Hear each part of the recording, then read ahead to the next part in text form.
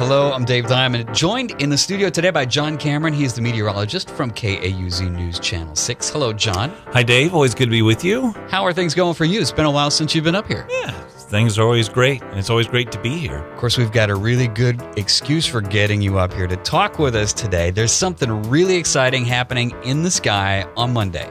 Yes. And I know that this doesn't exactly fall under the purview of meteorology, right, which is the study of things in our atmosphere. But, you know, anything that happens in the sky, we look to the meteorologist to explain it to us. So what's going to happen Monday? Okay, so astronomers are calling this the Great American Eclipse. And the reason it's called the Great American Eclipse is because you have to be standing in the lower 48 to see a total eclipse of the sun. And it's my understanding that the last time we had a total eclipse of the sun pass through the United States, you have to go back to, I believe it was February of 1979. So it's been a while. You know, eclipses come along fairly regularly at some point on the Earth. They do. But this one is a little bit unusual for some reasons. Number one, it crosses the entire United States. The entire United States. That's a long path for a total eclipse. It is. If you can actually find maps on the internet to show you the paths of those total eclipses, and you see some strange paths, but this one just, it was like made for the United States. So we call it the Great American Eclipse. Now, when will it actually begin in Wichita Falls, and when will it begin hitting the United States? It will first begin. We'll start to see the eclipse on the West Coast, the Pacific Northwest. I believe Oregon is where that path of totality will make landfall, if you will, to use a meteorological term. And then that band of totality will cross the Midwestern United States, and the last Americans to see that Great American Eclipse will be on the East Coast. So it goes from northwest to southeast. Yes. And it's going to strike the northwest about what time? It's going to be late morning our time. I believe perhaps maybe 10 o'clock or so. Okay. And it's going to take a couple of hours to get to where it's most visible for us here in Texas. You know what would be really cool? If you could get a jet that could travel at the same rate over the ground that the eclipse shadow is doing, and you could fly from coast to coast in the solar eclipse the whole way. That would be very cool. That would be really cool. The sci-fi geek in me wants to do that. And then you could start a movie and have all sorts of crazy things going on.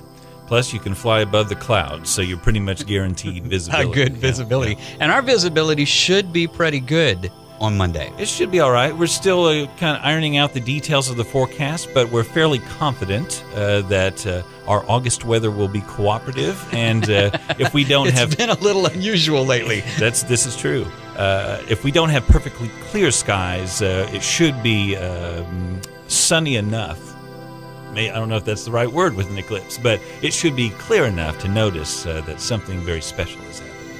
Now, the moon typically rises in the east and sets in the west, but the eclipse shadow is going from northwest to southeast. How does that happen?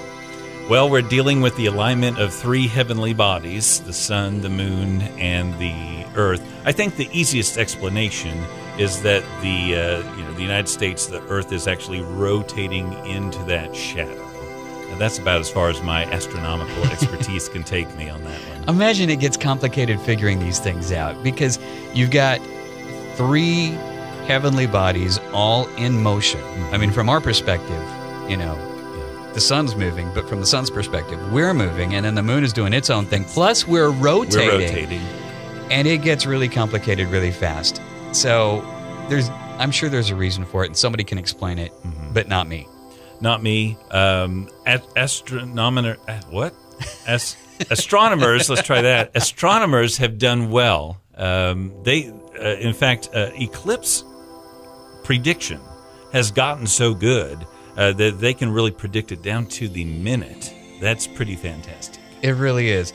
Now, I'm told the eclipse watching glasses are really hard to come by these days. Yes. So, in lieu of eclipse watching glasses, what are some safe ways to watch a solar eclipse?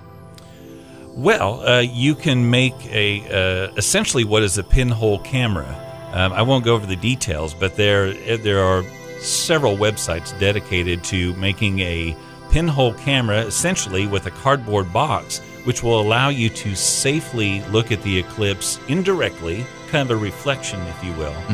We did that when I was a kid in school. Yeah, and it's still pretty effective. We're going back to technology from 100+ years ago that's still proving to be here in the digital age quite effective. It's the same sun, it's the same moon, it's the same Earth. It is. And please, even though the sun will be partially eclipsed by the moon, look directly into it. Don't look at the sun. And you're more of an expert. I'll yield to you, but probably not even worth taking a picture unless you have very specialized photography. You know, I am an amateur photographer, and I follow a lot of different photography websites, and everybody is coming out with, here's how to correctly photograph the solar eclipse. Yes. And a lot of it involves some equipment, some very expensive equipment, some long lenses, things like this, depending upon the kind of shot that you want to do. But a lot of it's very specific, and you can't just point your camera into the sun either, because all of that glass works like a magnifying glass and fries things inside the lens and inside the camera.